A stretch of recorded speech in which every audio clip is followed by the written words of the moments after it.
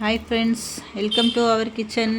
இன்றைக்கி நம்ம சேனலில் ஒரு ஷார்ட்ஸ் வீடியோ எடுக்கலான்னு பார்த்துட்டு அது கொஞ்சம் லென்த் ஆகிடுச்சு. ஒன்றும் இல்லைங்க, தக்காளி ரசம் தான் வைக்க போகிறோம். தக்காளி ரசத்துக்கு தேவையான பொருள்னால் ஒரு 2 பெரிய தக்காளியை வந்து எடுத்து வேக வச்சுட்டு தோலை உரிச்சிக்கணும்.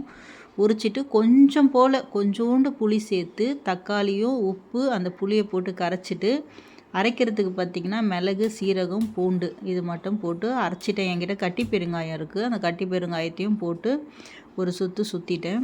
நல்லா அரைச்சிட்டு அதுக்கப்புறம் பார்த்திங்கன்னா நம்ம தாளிப்பு கொடுத்துக்கலாம். தேவையான அளவுக்கு தண்ணி, உப்பு மட்டும் உங்களுக்கு ஏற்ற மாதிரி நீங்கள் பார்த்துக்கோங்க. ஒரு கடாயில் கொஞ்சம் போல் கடுகு, வெந்தயம் போட்டு நல்லா தாளிச்சிட்டு அதுக்கப்புறம் காரத்துக்கு ஏற்ற 2 காஞ்ச மிளகாவும் 3 சேர்த்துக்கோங்க.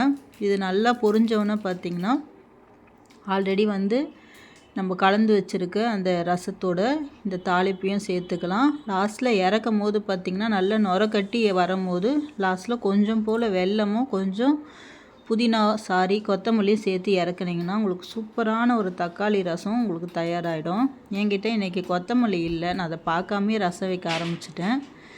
ஆனால் உங்களுக்கு இதுவே செம்ம டேஸ்ட்டாக இருக்கும், ருசியாக இருக்கும். நீங்கள் உங்களுக்கு தக்காளி வேணுன்னா 3 தக்காளி கூட வேக வச்சு தோலை உரிச்சிட்டு மசிச்சிக்கணுங்க. இந்த தக்காளி ரசத்துக்கு ரொம்ப டேஸ்ட்டாக சுவையான உங்களுக்கு தக்காளி ரசம் உங்களுக்கு தயாராகிடும். ரொம்ப ரொம்ப நல்லாயிருக்கும். இது சட்டுன்னு செஞ்சிடலாம். இந்த ரசம் ரொம்ப நல்லாயிருக்கும். ஓகே ஃப்ரெண்ட்ஸ், இந்த வீடியோ பிடிச்சிருந்துச்சுன்னா லைக் பண்ணுங்கள், ஷேர் பண்ணுங்கள், கமெண்ட் பண்ணுங்கள். Bye friends.